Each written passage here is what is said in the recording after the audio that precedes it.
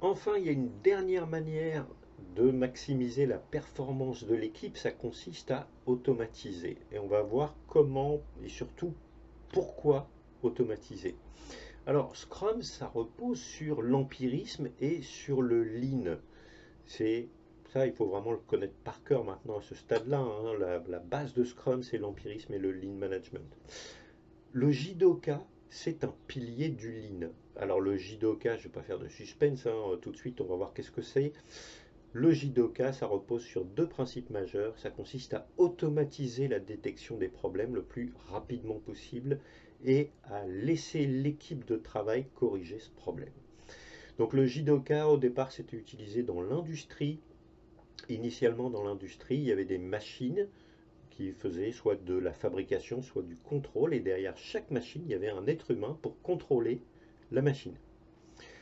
Et chez Toyota, ça, avoir des êtres humains payés pour contrôler une machine, c'était une hérésie, c'était un gaspillage, et c'est juste, c'est un gaspillage, et en plus c'est une tâche complètement aliénante. La plupart des gens qui faisaient ça glandaient du matin au soir, et n'amenaient de la valeur que lorsque la machine tombait en panne.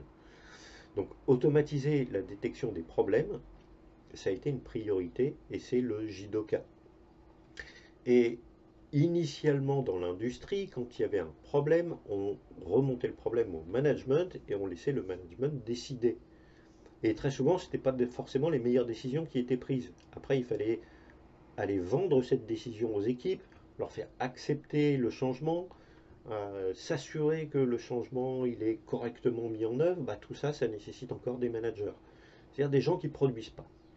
Donc chez Toyota, ça c'est encore du gaspillage. Donc le lean, c'est la chasse au gaspillage. C'est pas la chasse au coût, hein, le lean. C'est la chasse au gaspillage. Très souvent, c'est mal interprété, hein. C'est vraiment la chasse au gaspillage, le lean. Et donc, à partir du Jidoka, on peut se dire, mais il y a une activité que l'équipe de développement, quand on fait du développement logiciel, va faire en permanence à chaque sprint. C'est des tests. C'est de détecter les problèmes. Eh bien, il faut s'appuyer sur le Jidoka du coup. Quel est l'impact sur les tests? Sachant que la Scrum Team, elle doit délivrer un incrément parfaitement fini à chaque sprint. Et que l'incrément, c'est la somme de tout ce qui vient d'être réalisé dans ce sprint, plus tout ce qui a été réalisé dans les sprints précédents. Si à chaque sprint, l'équipe doit faire des tests exhaustifs sur tout ce qu'elle vient de faire, plus tout ce qu'elle a fait avant, et ça de manière manuelle, ce serait un gaspillage de temps. Là, on va se retrouver très vite dans deux scénarios possibles. Soit l'équipe, elle s'éloigne progressivement de ses exigences de qualité, c'est-à-dire elle respecte de moins en moins sa définition de fini, puis elle va essayer de négocier avec le product owner, oui c'est fini, mais c'est pas tout à fait fini, mais alors là, on n'est pas du tout dans la transparence, c'est un des piliers de Scrum. Et là, le Scrum Master a intérêt à être vigilant, hein, quand il voit ce genre de choses se produire.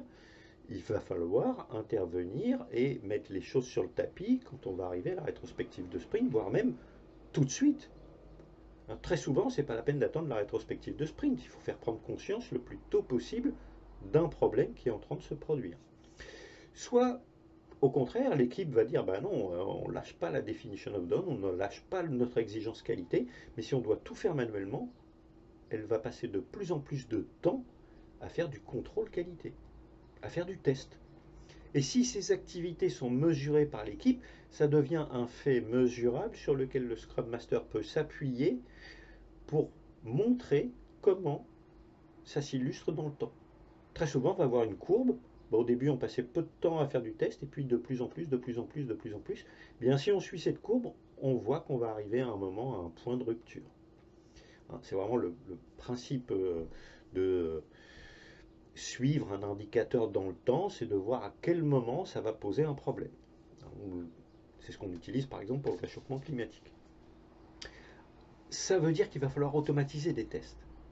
Ça veut dire qu'il va falloir forcément automatiser la manière dont on réalise les tests. Alors, on a plusieurs solutions techniques et il y a plusieurs manières d'automatiser. Je vais vous en présenter une, mais il y en a vraiment de très très nombreuses, et dans cette solution, vous allez voir qu'il y a encore plein d'options. Première chose, c'est pas au Scrum Master d'imposer une méthode, une technique ou une solution. Il doit faire prendre conscience à l'équipe du besoin de mettre en place une solution. Par des faits, par des données, par des chiffres, par des exemples, par ce qu'il veut, mais il doit faire prendre conscience. La solution que je vous recommande, c'est d'utiliser le BDD, le Behavior Driven Development. Alors, c'est une méthode de conception orientée sur l'expérience utilisateur. C'est-à-dire que le focus, vous vous souvenez, c'est une des valeurs de Scrum, c'est l'utilisateur final. Ça tombe bien, ça reboucle un peu un besoin du manifeste, ou un des 4 piliers du manifeste agile, hein. On s'intéresse davantage à l'expérience ou aux interactions entre les individus, notamment là entre l'utilisateur et le produit qu'on est en train de développer pour lui. Donc concrètement, le PO va raconter ce que l'utilisateur est censé expérimenter. Qu'est-ce qu'il fait et le résultat attendu par son action. L'équipe ne va pas produire de spécifications. C'est pas ça qu'elle va commencer par produire. Elle va commencer déjà par résumer, si on a bien compris, c'est ça, ça, ça qui doit se produire. Là, idéalement, on fait un schéma UML. Et à partir de ce schéma UML, ils vont concevoir un ensemble de tests qui doivent être passés avec succès. C'est-à-dire qu'à chaque fois qu'on a une branche sur le schéma UML, on a un test. Si ceci, alors cela. Sinon, alors cela. Ça, c'est ce qui se passe dans un schéma UML. Ensuite, ils vont réaliser le code et ils vont réaliser les tests à chaque fois que le code est sauvegardé jusqu'à ce qu'il n'y ait plus aucune anomalie. Donc on va tester au fur et à mesure que le développeur il code et qu'il sauvegarde son code. À chaque fois qu'il fait un commit, c'est-à-dire il sauvegarde son code sur un repository, on va déclencher automatiquement un certain nombre de jeux de tests et on va voir par la suite comment. Pour ça, on va utiliser la syntaxe Jerkin. Alors, Jerkin, c'est un outil du Behavior Driven Development qui permet de formaliser un test sous la forme given, when, then. Alors, vous voyez bien que quand j'ai de la syntaxe given, when, then, c'est très proche d'une autre syntaxe que l'on a, celle des user stories, en tant que je veux, afin de. Eh bien, cette syntaxe en tant que je veux afin de, elle a été conçue par Ron Jeffrey pour pouvoir être mappée très facilement sur une autre syntaxe, la syntaxe Jerkin. Et c'est uniquement pour ça qu'on utilise ce formalisme dans les user stories. Mais si vous ne faites pas du Jerkin derrière, ça ne sert à rien d'utiliser ce formalisme. Enfin, ça ne sert à rien. Ça a très peu de valeur. Ça a une valeur très très faible. Si vous passez beaucoup de temps à faire ce formalisme et que vous ne l'exploitez pas derrière avec Jerkin, je ne vois pas vraiment l'intérêt, mais ça c'est très personnel. Alors, given, on donne un contexte, when, on donne une action, then, on donne un résultat. Exemple, given, un client est authentifié sur le distributeur automatique de billets. When, il retire 100 euros. Then, son compte bancaire est débité de 100 euros.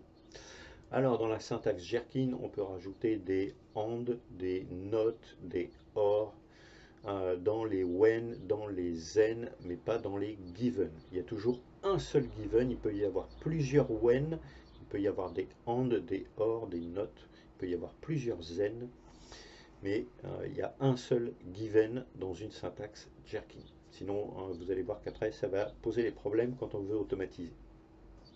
Donc, pour un même élément d'un backlog, on peut avoir plusieurs tests qui sont réalisés afin de s'assurer qu'il est done. Je peux avoir plusieurs given. Je peux avoir un même given et plusieurs when. Je peux avoir plusieurs zen également. C'est pas un problème. Je ne vais pas m'étendre sur la syntaxe Jerkin. Il y a vraiment des cours spécialisés pour ça. Il y a des bouquins. Vous pouvez aller plus loin. C'est juste pour vous donner un outil, une solution qui vous permet de recommander des approches aux équipes avec lesquelles vous pouvez travailler. Ça ne vous aidera pas beaucoup pour la certification. En revanche, ça vous aidera beaucoup pour votre boulot de Scrum Master. Puis, Ça vous permet de comprendre un certain nombre de fonctionnements d'équipe et ça vous permettra par contre en comprenant la nécessité d'automatiser, de laisser à l'équipe le soin de définir elle-même comment elle souhaite s'automatiser, ça va vous permettre de répondre à certaines questions en revanche. Donc il y a plusieurs outils ou frameworks qui permettent d'automatiser les tests qui sont rédigés selon la syntaxe Gherkin. On va citer Cucumber, qui est l'outil le plus ancien, mais il y a aussi Selenium, GBehave. Ces outils, s'ils ne sont pas imposés par l'organisation, c'est à l'équipe de choisir la solution qu'elle souhaite intégrer à son pipeline de production. Ce que le Scrum Master doit faire, c'est aider l'équipe à construire un pipeline de production qui soit le plus efficient possible pour limiter au maximum le gaspillage de temps.